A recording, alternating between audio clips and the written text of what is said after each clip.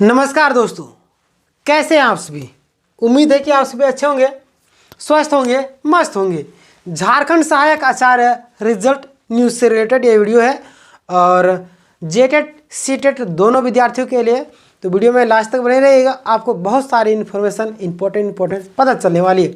ठीक है, और चैनल में नए होंगे तो चैनल को जरूर सब्सक्राइब कर लीजिए। ठीक है, सबसे पहली बात, परिमल कुमार की अगली रणनीति क्या है।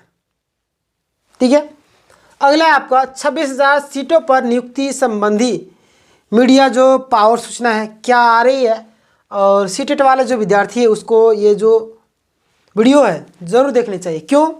क्योंकि आप सभी को मालूम होगा कि सीटेट को सुप्रीम कोर्ट के आदेश यानी कि वहाँ पे स्पष्ट रूप से बोल दिया गया कि विज्ञापन में बदलाव नहीं किया जा सकता, बाहर कर देते। कोई भी व्यक्ति नहीं जान रहा था कि हाई कोर्ट का फैसला सुप्रीम कोर्ट नहीं मानेगी। इसी उम्मीद में कुछ जेटेड छात्र सीटेट के हिसाब से अपना फॉर्म फिलअप किए थे। उनका भविष्य आज दाव में है। ना वो घर के रहे ना घाट के रहे। उनका क्या गलती था? उन सभी छात्रों का क्या गलती था जो आज इस मतलब कि प्रॉब्लम से जूझ रहे हैं। जेएसएससी अपना पल्ला झाड़ दी कि कोर्ट का आदेश के हिसाब से हम लोग पालन करेंगे। जब जेएसएससी से मिलने के लिए जाया जाता है तो मिलते हैं तो बोलते हैं कि नहीं, आप लोग का प्रॉब्लम सॉल्यूशन किया जाएगा। लेकिन क्या लिखित चीज़ वो दे रहे? जब तक लिखित नहीं देंगे तब तक आप लोग को किन्हीं भी व्यक्ति पर विश्वास नहीं करना है। मैं आपको प्रूफ दे रहा हूँ।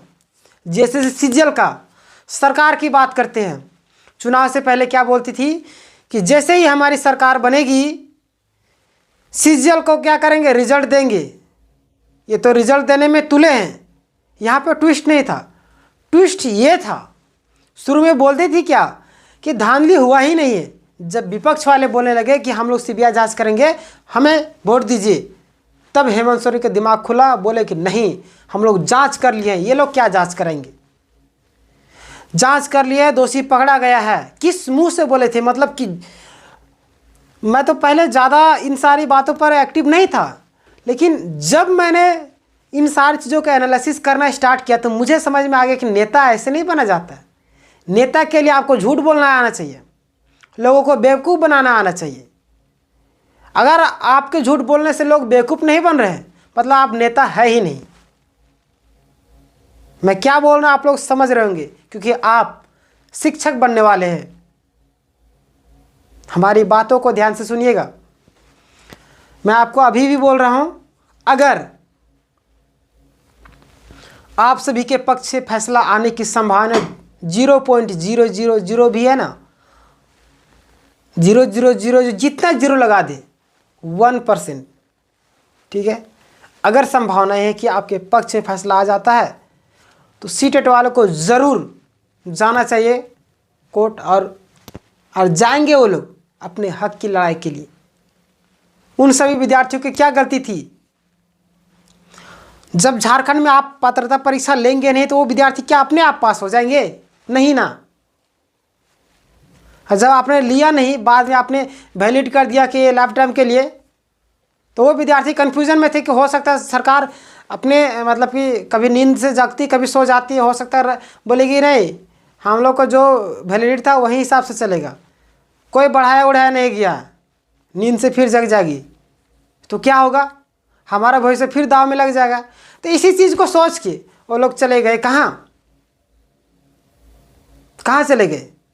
सीटेट के हिसाब से फॉर्म फिलअप किए और उनका भविष्य आज टंगा गया है, ना घर के रहे ना घाट के। बहुत सारे विद्यार्थी ऐसे थे जिनका फॉर्म फिलअप के समय ऑप्शन नहीं खुल रहा था, उन लोग का मिस्टेक हुआ। वेबसाइट में बहुत सारे प्रॉब्लम थे, तो उसमें छात्र के कहाँ दोषी है? जो नेता मंत्री लोग बोलते थे सुप्रीम कोर्ट का आदेश आने दीजिए, रिजल्ट तुरंत प्रकाशित होगा, कहाँ वो लोग चले गए? नहीं ना। आज वो जो हेमंत सोरेन जी बोलते थे कि दोषी पकड़ा गया, कहाँ है वो दोषी? आज तो मानने से भी इनकार कर रहे कि सीजीएल में धांधली हुआ है। एफएसएल रिपोर्ट आने के बाद पता चलेगा कि क्या है। एफएसएल रिपोर्ट तो आ चुका है, लेकिन कोर्ट में 26 तारीख को सुना। 26 तारीख को बहुत सारी चीज़ें क्लियर होगी। मैं यही बोल रहा हूँ कि अगर आप लोगों को लगता है आपके साथ अन्याय हुआ है तो आपको इतना तो मालूम होगा, आप दूसरों को ज्ञान दीजिएगा, दूसरों को नॉलेज दीजिएगा। आपको खुद अपना अधिकार नहीं मालूम तो आपको शिक्षक बनने के लिए लायक है ही नहीं। ठीक है, तो देखिए सीटेट वालों के लिए मैंने आपको राय बता दिया। ठीक है, कुछ ऐसे विद्यार्थी हैं जो जेटेट के हैं और काफ़ी ज़्यादा एक्टिव है और जिन्होंने काफ़ी ज़्यादा क्या बोले सराहनीय चीज़ें की है और बहुत सारे मैसेज वगैरह भी किए हैं वो लोग। देखिए क्या लिख रहे हैं यहाँ पे, एक विद्यार्थी है, ठीक है, परिमल जी। और क्या करना चाहिए ना कि बहुत सारे जो विद्यार्थी हैं उन लोगों को एक ऐसे मतलब कि अच्छा समय मतलब क्या जो भी प्रॉब्लम है उसका मेन जो जड़ है उसको पकड़ के परिमल जी को सारी चीज़ें बताना चाहिए और जल्द से जल्द कुछ नया उपाय निकालना चाहिए ताकि आप लोगों का क्या हो सके, जल्द से जल्द रिजल्ट जारी हो, नियुक्ति हो। नहीं तो वो दिन दूर नहीं जब 8 साल फिर आप लोग को लटकना पड़ेगा। 8 साल छोड़िए, कितने सालों तक लटकना पड़ता है झारखंड में, वो तो अनगिनत साल है। छोड़िए उन सभी बातों पर, हम लोग यहाँ पे चलते हैं। ठीक है, देखिए परिमल जी, अब नेता और जेएसएससी से कुछ नहीं होगा।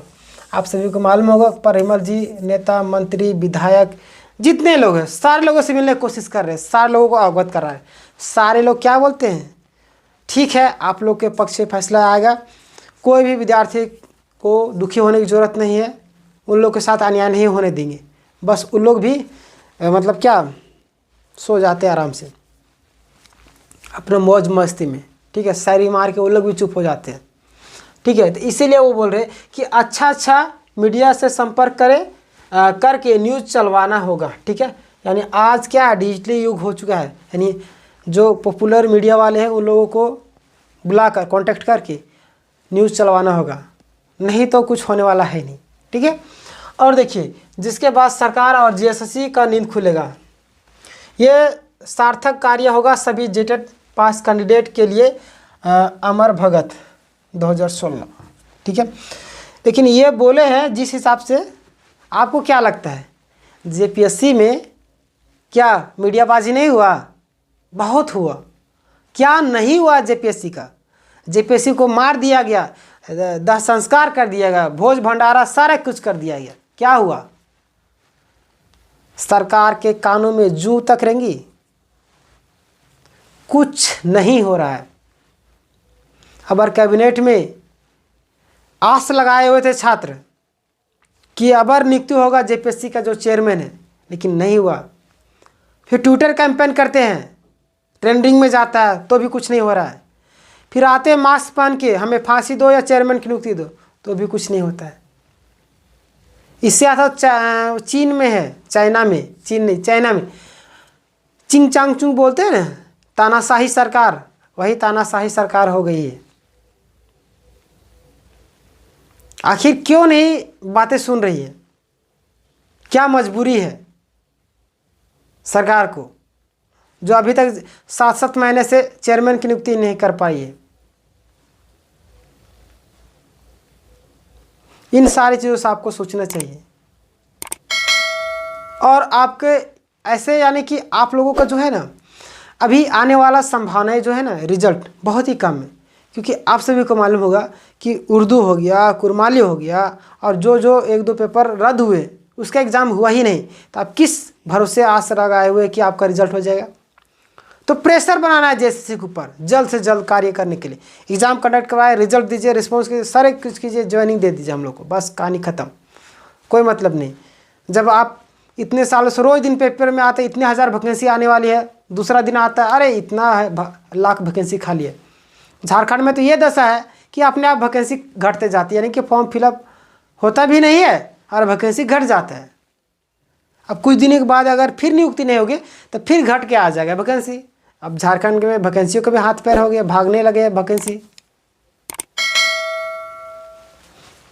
एक और व्यक्ति लिखते हैं, क्या लिखते हैं ये भी मैं आपको दिखा रहा हूँ।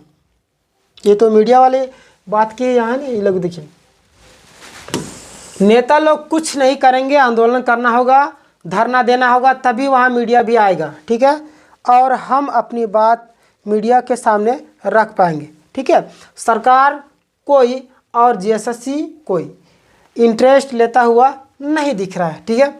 यानी यहाँ पे बोल रहे हैं कि अब आंदोलन करना पड़ेगा, ये भी बोल रहे हैं आंदोलन करना पड़ेगा। बिल्कुल आंदोलन करने बिना, यानी कि आप अगर आंदोलन नहीं करेंगे तो आपको कुछ होने वाला है नहीं। परिमल जी से ये बातें लिख रहे हैं ये लोग, ठीक है। और इन सभी बातों से जो है मीडिया के सामने रखे जाएंगे और सरकार को इससे कोई फ़र्क पड़ेगा, कहीं ना कहीं जीएसएससी को भी फर्क पड़ेगा। अभी जो बातें चल रही है, नेता से मिलना, ये करना वो करना, सरकार को ना फर्क पड़ रहा है, ना जीएसएससी को फर्क पड़ रहा है, किसी को फर्क नहीं पड़ रहा है कि छात्र क्या कर रहे हैं। इतनी ठंडी में आप देखे होंगे प्रोटेस्ट किया गया होगा, जीएसएससी सिज्जल कार्यालय ऑफिस के बाहर, जेपीएससी कार्यालय ऑफिस के बाहर, हर एक जगह में करप्शन का कई सारे आरोप लगे। अभी आपको मालूम हुआ 3 लोग की जान चली गई। प्रथम जेपीएससी की जो शालिनी थी, शालिनी विजय शायद उनका नाम था, शालिनी, बताइए वो इस दुनिया को छोड़ के चली गई। उनको तनाव बर्दाश्त नहीं हुआ, एक्सेप्ट नहीं कर पाए। अपने भाई, माता और खुद 3 लोगों की जान चली गई। बताया जा रहा है कि दोनों जो भाई बहन है, माता को मार के सफ़ेद चादर उनके फूल वूल चढ़ा दिए थे और दोनों फांसी लगा के मर गए। तो क्या ऐसे करना कि पैसे देके नौकरी लगना, बाद में आप सम्मानित पद पर चले जाते हैं तो आप उस चीज़ को एक्सेप्ट नहीं कर पाइएगा समाज के बदनामी के डर से। ये देखिए, मैंने इनका बदनामी इसलिए हो कि सब टॉपर रही, वो उस चीज़ को स्वीकार नहीं कर सकी। तो ऐसे गलती आपको जीवन में कभी नहीं करना, ठीक है। और देखिए, आप लोगों को आंदोलन तो करना ही पड़ेगा। ये परिमल जी से बात करके एक ग्रुप आप लोग जाइए और मिलिए उनसे कि क्या क्या हो सकता है, किस तरीके से। और वो तो काफ़ी ज़्यादा एक्टिव नज़र आ रहे हैं, हर एक जगह से हर एक कोशिश कर रहे कि किसी ना किसी तरीके से जो जेटेट वाले छात्र हैं उन लोगों को नियुक्ति मिल जाए। बहुत ही कोशिश कर रहे हैं, दम तो है, ठीक है। बाकी बात आप लोगों को क्या लगता है इस विषय में कि ये जो वैकेंसी है कब तक क्लियर हो सकती है? अपनी राय कमेंट में ज़रूर दीजिएगा। और आप हमारे चैनल में नए होंगे तो चैनल को ज़रूर सब्सक्राइब कर लीजिएगा, क्योंकि यहाँ पे गवर्नमेंट एग्जाम की तैयारी फ्री ऑफ कॉस्ट करवाई जाती है। इसलिए चैनल को सब्सक्राइब करना ना भूलें, बेल नोटिफिकेशन दबा के ऑल कर लीजिएगा, ताकि जब भी लाइव क्लासेस होंगे उसकी जो नोटिफिकेशन है सबसे पहले आप तक जाएगी, आप लाइव क्लास में जुड़ सकेगा। मिलेंगे नेक्स्ट वीडियो में, तब तक के लिए धन्यवाद, अपना ख्याल रखिएगा। जय हिंद, जय भारत।